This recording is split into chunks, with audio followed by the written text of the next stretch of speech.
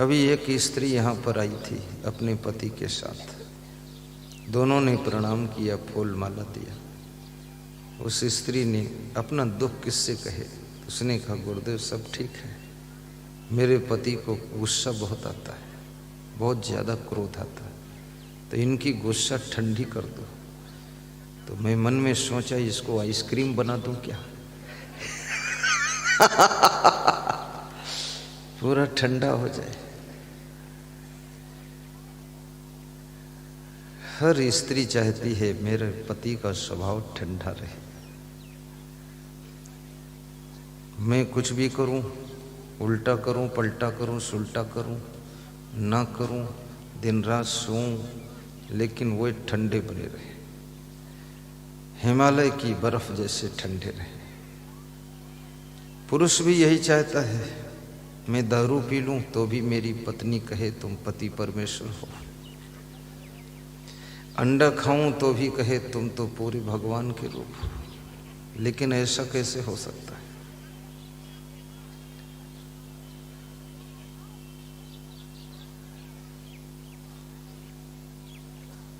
जब तुम गुस्सा करते हो, धीरे धीरे गुस्सा करने की तुम्हारी आदत बन जाती है, और मनुष्य का मन, मनुष्य की बुद्धि, मनुष्य के कर्म, मनुष्य का शरीर और मनुष्य का स्वभाव धीरे धीरे आदत में बदलता है। कोमल बिस्तर पर सोने की आदत हो जाए तो कठोर बिस्तर पर सो न सकोगे, और कड़े बिस्तर पर सोने की आदत बन गई तो कोमल बिस्तर पे तुमको नींद ना आ सकेगी। ज्यादा टेस्टी, स्वादिष्ट, चटपटा खाने की आदत बन गई तो सादा भोजन तुम खा ना सकोगे। मेरे लिए जो भोजन बनता है, मेरे संत ने, इस वर्ष एक संत नेपाल बॉर्डर पर आया, उसने खाया, उसने बोला ऐसा भोजन तो जिंदगी में कभी खाया नहीं, इसमें तो कोई टेस्ट ही नहीं, ना नमक है, ना मिर्च है, ना तेल है। आपका भोजन तो गलत बनता है गुरुदेव, ठीक नहीं बन रहा। मैं बना दूं। मैंने कहा सादा भोजन, सादा जीवन, उच्च विचार। भोजन में जितना नमक मिर्चा अधिक तुम खाओगे, बीपी बढ़ेगा, और बीपी बढ़ेगा तो क्रोध भी बढ़ेगा। और मध्य प्रदेश में भी मिर्चा बहुत खाते हैं लोग, और राजस्थान में तो कुछ पूछना ही नहीं है, आधा फीट लंबा मिर्चा लेकर बैठते हैं। उनकी वाइफ मना करती इतना बड़ा मिर्चा मत खाओ, तो बोलते हैं तो फिर एक और ले आओ।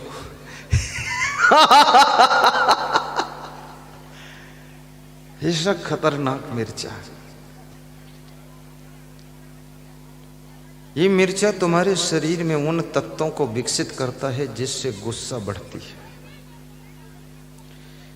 और मिर्चा से पाइल्स की बीमारी का भी जन्म होता है। इसलिए मिर्चा थोड़ा कम कर दीजिए, और मीठा भी कम कर दीजिए, क्योंकि मीठा अधिक खाने से आलस्य आता है, और मीठा तुम्हारे नस नस में मीठा मीठा दर्द पैदा करता है। वो खुद भी मीठा है तो मीठी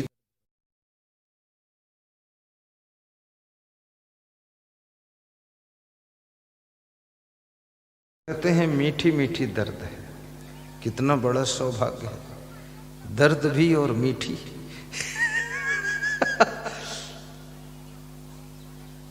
दर्द में मिठास है तो मीठी दर्द स्वीकार करो। नस नस में दर्द है। लखनऊ में एक साधु भजन गा रहा था कि दर्द मोरे नस नस में, गुरुजी पिलाई दे ज्ञान की घूंटी, दर्द मोरे नस नस में। तो मैंने कहा इसमें तो घूंटी भी कम पड़ जाएगी, क्योंकि नस नस में दर्द है।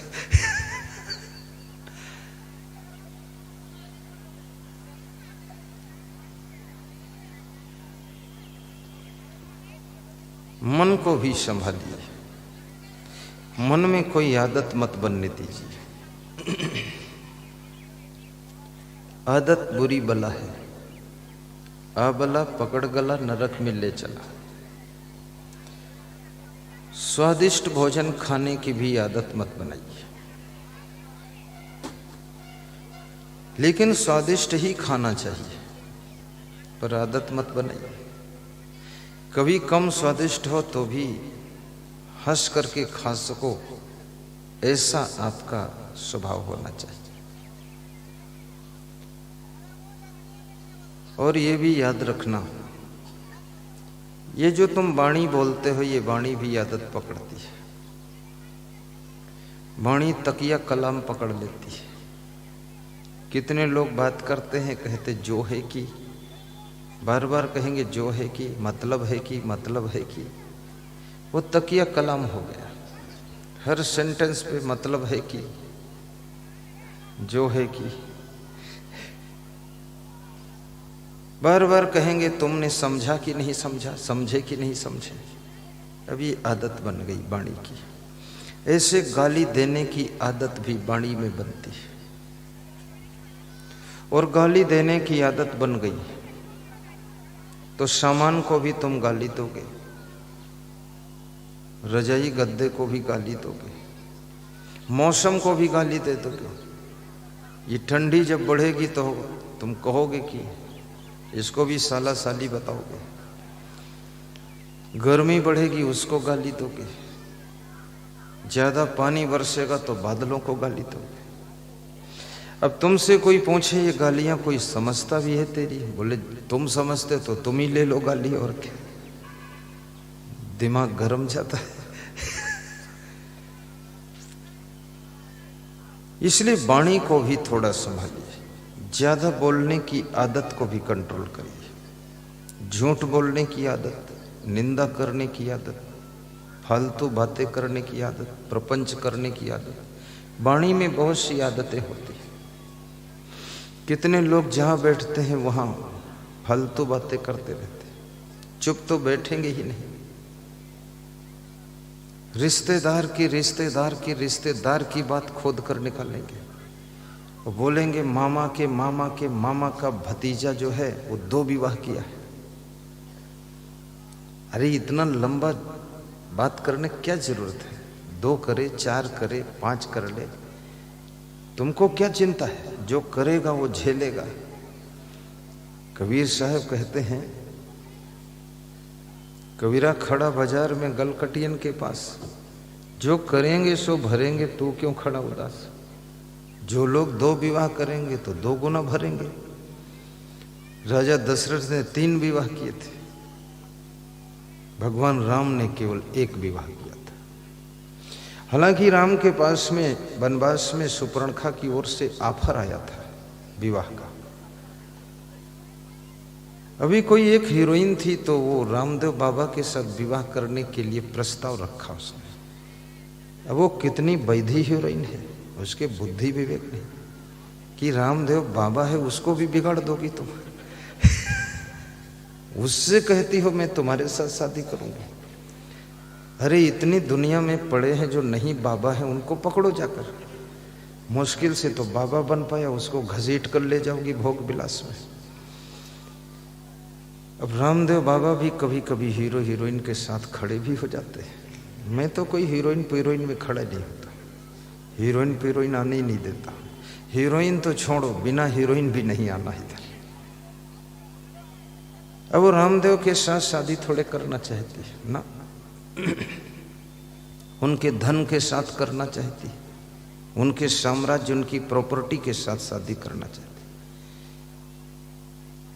कि रामदेव तो थोड़े दिन में निपट ही जाएगा, और नहीं निपटेगा तो निपटा दूंगी, फिर ये साम्राज्य सब मेरा होगा। बहुत खिलाड़ी लोग हैं। भगवान राम के पास में सुपर्णखा प्रस्ताव रखती है कि हमारी तुम्हारी जोड़ी अच्छी रहे, लेकिन राम मना कर देते हैं। लक्ष्मण से कहते हैं इसको समझाओ, इतनी फोहड़ लड़की है, गंदी बात करती है। तो सुपर्णखा कहती है ये गंदी बात है, अगर गंदी थे तो सीता जी के साथ क्यों विवाह किया, वो भी तो गंदी बात थी।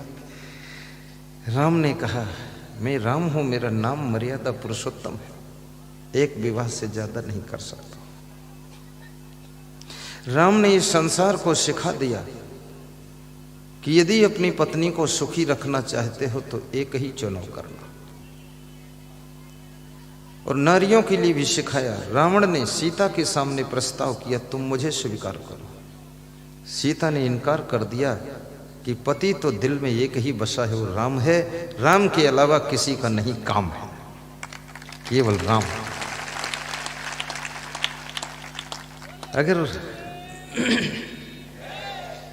यदि राम मर्यादा पुरुषोत्तम है तो सीता जी भी कम नहीं है। सीता जी भी रावण में मोहित नहीं होती, जबकि रावण के पास में सोने की लंका है।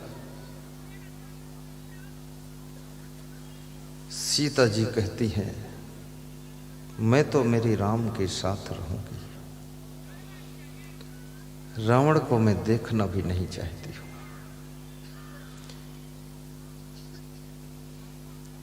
लक्ष्मण भी महान है। जब सीता जी का हरण हुआ, राम जी विलाप कर रहे थे, सुग्रीव से मिलन हुआ।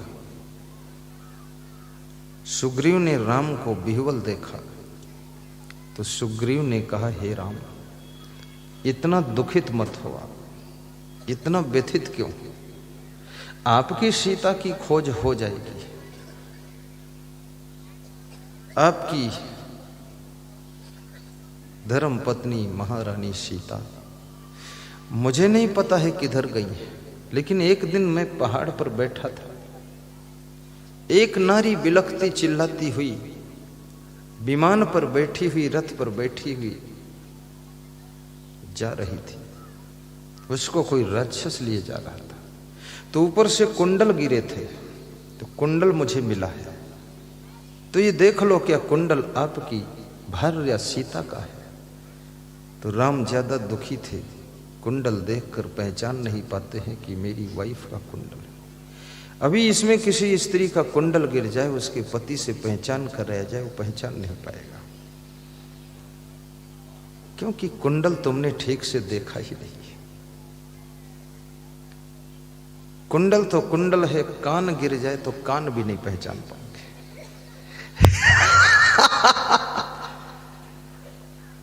बड़ा कठिन काम है। तो राम ने कुंडल हाथ में लेकर के लक्ष्मण से कहा कि लक्ष्मण देखो ये कुंडल क्या महारानी सीता के हैं? तो लक्ष्मण ने जो जवाब दिया, बहुत बड़ा जवाब।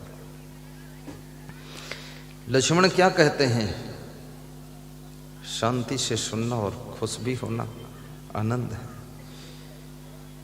मैंने तो चरण निहारे हैं, माता के देखे कान नहीं, माता के देखे कान नहीं, माता के देखे कान नहीं। मैं तो बिच्छुओं का सेवक हूँ, मुझे कुंडल की पहचान नहीं। मैं तो बिच्छुओं का सेवक हूँ, मुझे कुंडल की पहचान नहीं। ये बात जब कही तो भगवान श्री राम मुस्कुराने लगे कि लक्ष्मण तो इतना महान है, वो कहता है कि हमने केवल चरण निहारे हैं उनके, मुझे कुंडल की पहचान नहीं। मैं तो उनके मुखमंडल को देखा ही नहीं, तो कुंडल क्या पता। इस भारत की धरती पर ऐसे भी त्यागी तपस्वी लोग रहते थे जो अपनी भाभी में मां का दर्शन करते थे और इतनी मर्यादाएं मानते थे, निहार करके मुखमंडल को देखा नहीं।